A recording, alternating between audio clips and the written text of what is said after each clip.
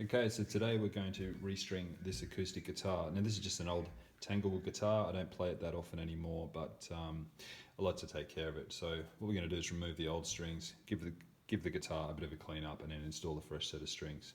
So obviously the first thing to do is loosen off the tuners. I'd normally use a string winder for loosening strings and tightening them, but unfortunately don't have one available today as it broke just before we started filming here, but I'll attempt to speed up some of the more monotonous moments of the video.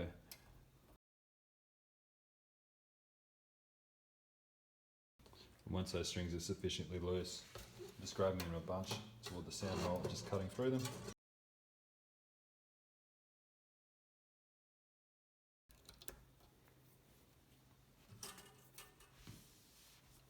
We'll also need to remove the strings, the ball end of the strings down the bridge. Unfortunately, my string winder, I did retain the top, which allows me to get the bridge pins out easily.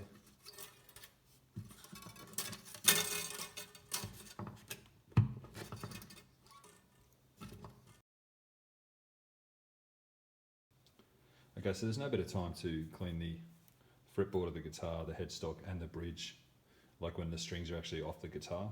So what I'm going to recommend today, just using some warm water and a rag and just clean down the guitar, wipe it down, remove any dust.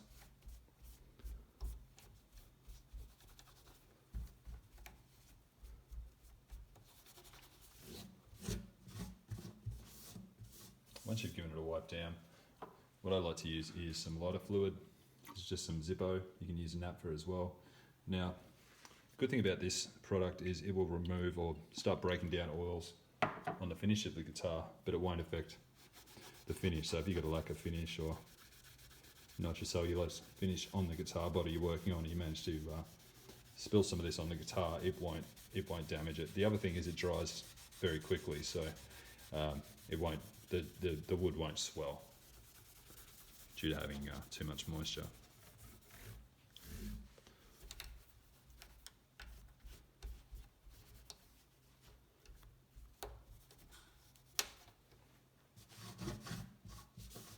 I'm just going to run over the body quickly as well.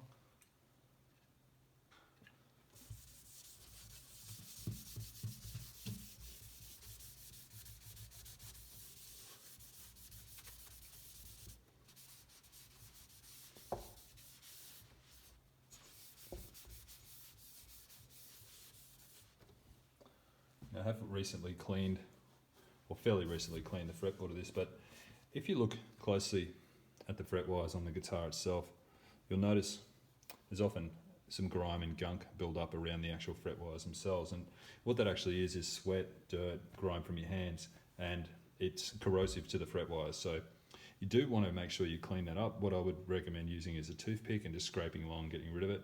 And it's pretty simple to do. And then I would again go over it with the naphtha or the Zippo just to clean up the fretboard from there. Now the next thing I'd recommend doing, provided you're happy with the state of your fretboard, is just to apply some conditioner. Now this is a rosewood fretboard. Most acoustic guitars will have either a rosewood or ebony fretboard. Now they're unsealed timbers, so we need to protect them by occasionally applying some fretboard oil.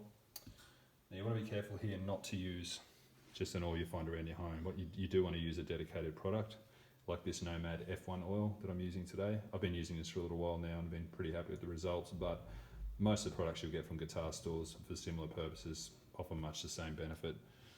So I'll just apply a small amount, run it down the fretboard like so, and just taking a rag, I'll just start working that in.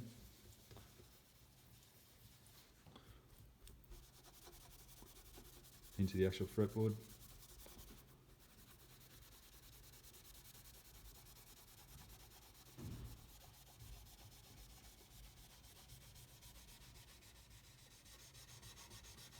What you're really trying to do is have this absorbed by the rosewood, so you're actually really trying to work this in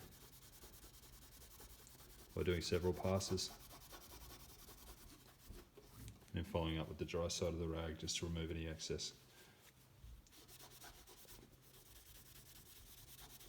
the reason you want to do this is a dry fretboard is obviously more prone to cracking, and as timber dries out too, it will expand, and that can also cause loose fret wires, which is not ideal. Now the other thing, you can also just apply some conditioning product to your bridge, which will be generally the same material as your fretboard, and unsealed also. Now the next thing I would recommend doing is applying some lubricant to the nut slots. So as you can see, I've done this in the past and it's slightly discoloured, but what most people tend to recommend is using some graphite. So easiest way to do that is just take a normal graphite pencil, make sure it's sharp, and just draw directly into the slots. You'll get a nice little bit of build up around the sides and edges, and that will help your strings glide through more easily. So when you're tuning the guitar, obviously that will give you greater tuning stability. And it will also give you greater tuning stability while you're playing as you change the tension on the strings.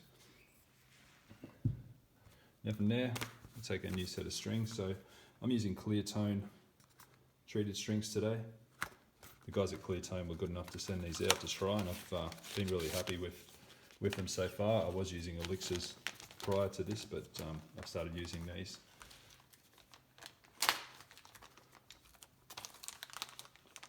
Now when you're installing new strings, I would recommend sticking to the same gauge strings as you've had on the guitar previously. You can obviously change that, but you need to be prepared to maybe adjust the truss rod, as your neck will be used to a certain amount of tension from the gauge of the strings you were using previously.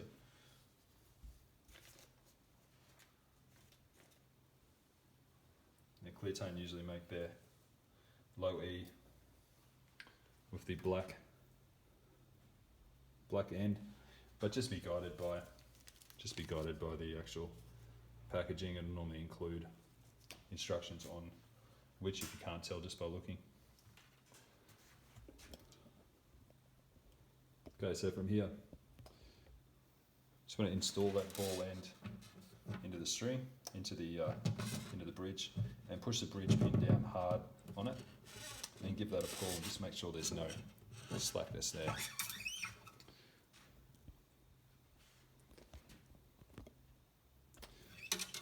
Now from there, thread it through the hole of the tuning post.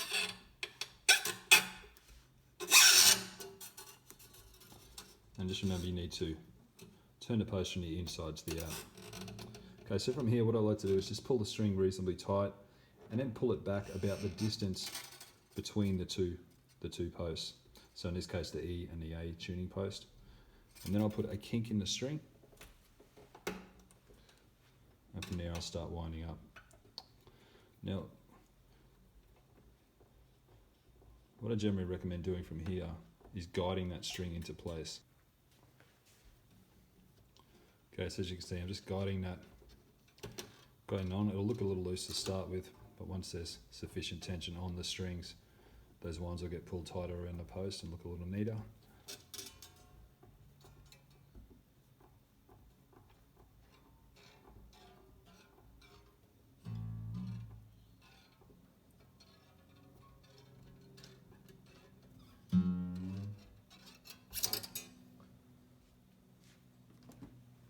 I like to snip them off fairly close to the posts themselves.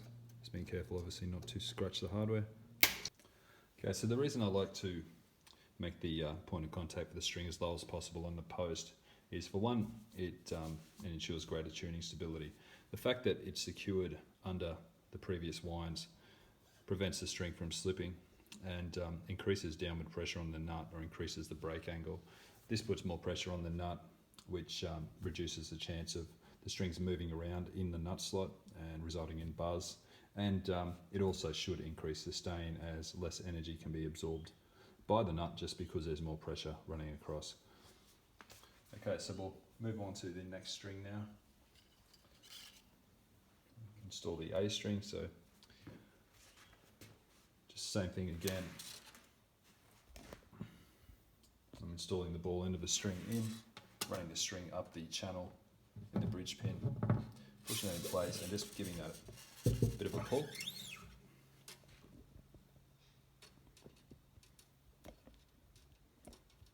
And then I'm running the other end of the string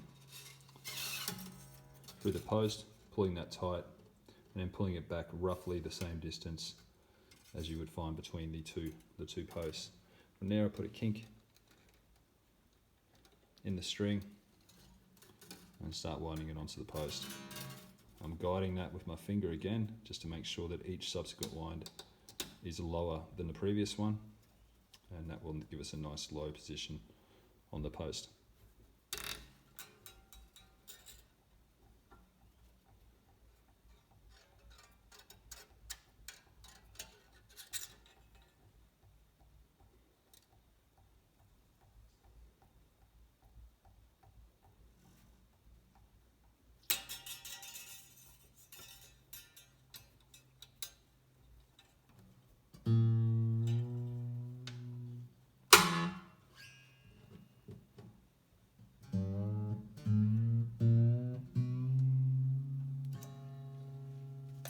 Cut that off.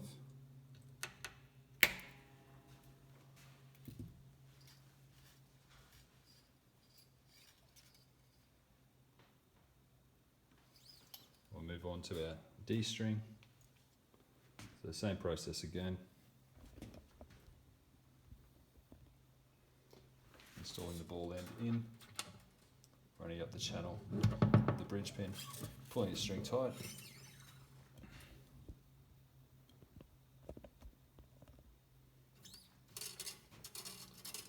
Running it through the hole through the center of the tuning post.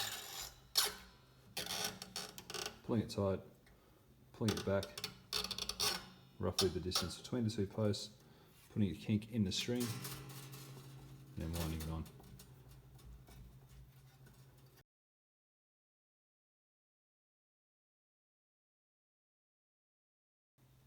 Okay, so we'll bring the camera in nice and close now. You can see that all of our strings are now installed, and we've got our winds so that our point of contact for the strings is as low on the post as possible. Now from here, what I'd recommend doing is tuning the guitar up to concert pitch and then giving the strings a good stretch. Essentially what you want to do is grab the string somewhere in the middle of a guitar body and just give them a good pull to take out any slackness from the strings. This will also take any slackness out that might be between the bridge pin, and the string, and then tune back up. Now I do that for all strings, give them a good stretch to get any slackness out, then retune the guitar to concert pitch and repeat that process 1 to 2 times again, and what you'll find is your strings won't go out of tune from there. Okay, so I hope this has been useful.